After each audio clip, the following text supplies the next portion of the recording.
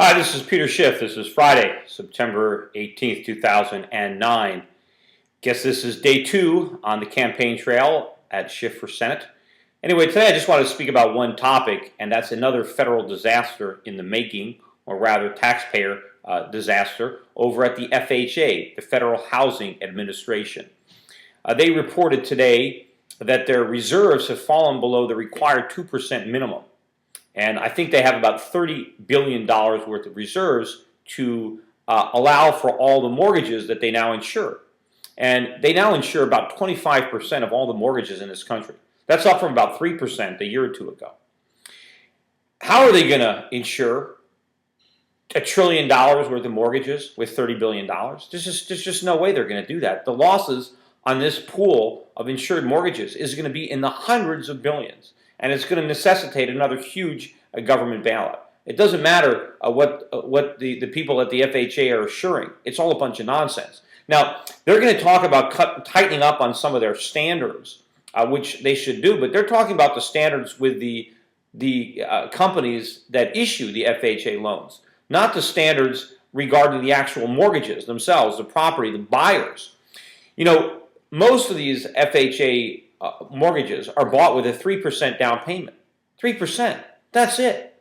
I mean, that's the same thing as no down payment. Because, of course, if you turn around and have to sell the house, the brokerage commission is 5 or 6%, so you're immediately underwater. So everybody with an FHA loan has no equity. And, of course, making matters worse, a lot of people are getting the 3% down payment money from the government, the tax rebate. You know, you can get $8,000 now in a tax credit that you can use immediately at the escrow to cover the 3% down payment. And, you know, it says first-time home buyers, but they define her first-time home buyer as somebody who hasn't bought a home in the last 3 years. So a lot of people qualify, and they take that credit over to the FHA, and they basically buy a house with the equivalent of nothing down. Now, didn't we learn anything? You know, we got into a lot of trouble. A lot of financial institutions failed. Fannie and Freddie Mac went bankrupt because of these kinds of mortgages. You know, you can't give somebody a mortgage with no skin in the game, with nothing down. You know, what's going to happen when a lot of the people who bought these properties with nothing down, when they lose their jobs? Are they going to make their payments? Of course not. Why should they? They have no equity.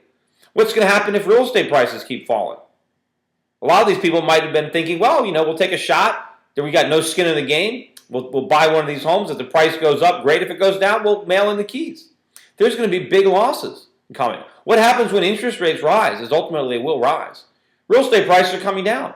You know, the reason that FHA has basically no standards is because they're trying to artificially maintain housing prices at above market levels. And they're doing that by giving away money, by letting people buy money with nothing down, and by having, you know, temporarily low rates. All this is going to come to an end. This is going to be a huge, gigantic disaster when real estate prices resume their slide, when the unemployment rate ticks up, when interest rates ticks up. There are going to be horrific losses. And, of course, every day more and more of these mortgages are being insured by the FHA. I mean, one of the reasons that housing prices haven't fallen a lot more is because of the actions of the FHA to allow people to buy houses that they can't afford. And, of course, you know, a lot of these tax credits, you know, what is this doing? Is this benefiting the buyers? No, it's benefiting the sellers, because now the sellers are getting more money for their houses than they would have got absent the tax credit. But all that happens to the home buyer is he has a bigger mortgage. But again, what does he care? He's going to walk away from his mortgage. But the FHA is going to have a horrific loss. $30 billion. That's their collateral. $1 trillion worth of mortgages. Do the math. If they lose 10%, that's $100 billion. If they lose 20%, that's $200 billion. Look at what houses sell for in foreclosure. They're getting 50 cents on the dollar.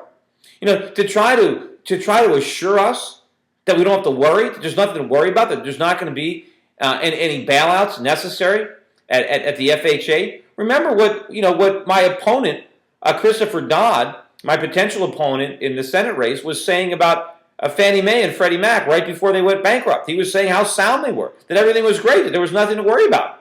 That's exactly what they're saying now over at the FHA. And don't believe it.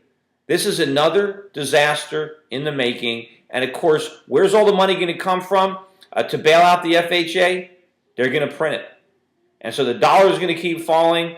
Commodity prices are going to keep rising. We are in serious, serious trouble on this one. Anyway, that's it for today. I just want to talk quickly about this one subject. Also, I want to wish a Happy New Year to all my Jewish followers. This is the eve of Rosh Hashanah. I'm Jewish myself, in case you don't know, so I'll be celebrating the New Year this evening as well. Anyway, that's it for today. Have a great weekend, everybody. I'll be back again probably Monday next week.